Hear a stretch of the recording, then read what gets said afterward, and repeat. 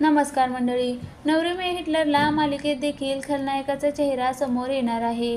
मालिकेत किशोर खलनायक असल्याचं पाहायला मिळत आहे. त्याला एजेला उद्ध्वस्त करायचे आहे, त्यासाठी तो अनेक प्रयत्न करताना दिसतोय. त्याने एजे व लीला यांच्यात फूट पडावी, एजेचा संसार उद्ध्वस्त व्हावा आणि एजेला दुःखाचा सामना करावा लागावा यासाठी अनेक कट कारस्थान करताना दिसला. लीलाने केला किशोरचा पर्दाफाश. नवरी में हिटलरला या मालिकेत देखील खलनायकाचा चेहरा सर्वांसमोर आला आहे. किशोर खलनायक असल्याचं मालिकेत पाहायला मिळतंय. खरा गुन्हेगार मला सापडलाय असं लीला म्हणते. ऑलरेडी खूप वेळ वाया गेलाय. सापडलाय का गुन्हेगार असं दुर्गा म्हणते. मग कुठे? त्यानंतर अंतरा म्हणते खरा गुन्हेगार आपल्या या घरातच आहे. दुर्गा बोलते सगळे किशोरकडे नका बघू, त्याचा काय संबंध, त्याने काय केलंय? एजे म्हणतो काय चालले? लीला म्हणते मी सांगते. लीला पुढे म्हणते आम्हाला गुन्हेगाराबद्दल एक हिंट मिळाली होती. कुंपण शेत खाते. पुढे लीला मोबाईलमधील ऑडिओ क्लिप सगळ्यांना ऐकवते.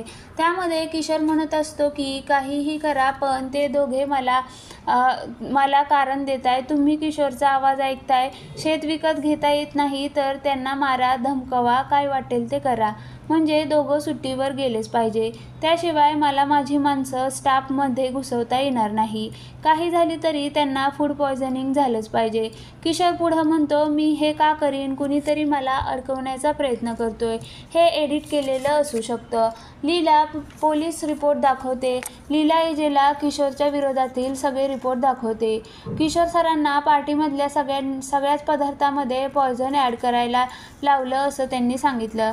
किशोर त्यानंतर सगळ्यांसमोर हो मी हे सगळं केले कारण ही सगळी प्रॉपर्टी, घर, रेस्टॉरंट माझ्या वडिलांचं आहे आणि या सगळ्यावरती माझा हक्क आहे. हे सगळं एजेनं हडप केले असं म्हणतो. त्यानंतर सरोजनी आजी किशोरच्या कानाखाली मारते आणि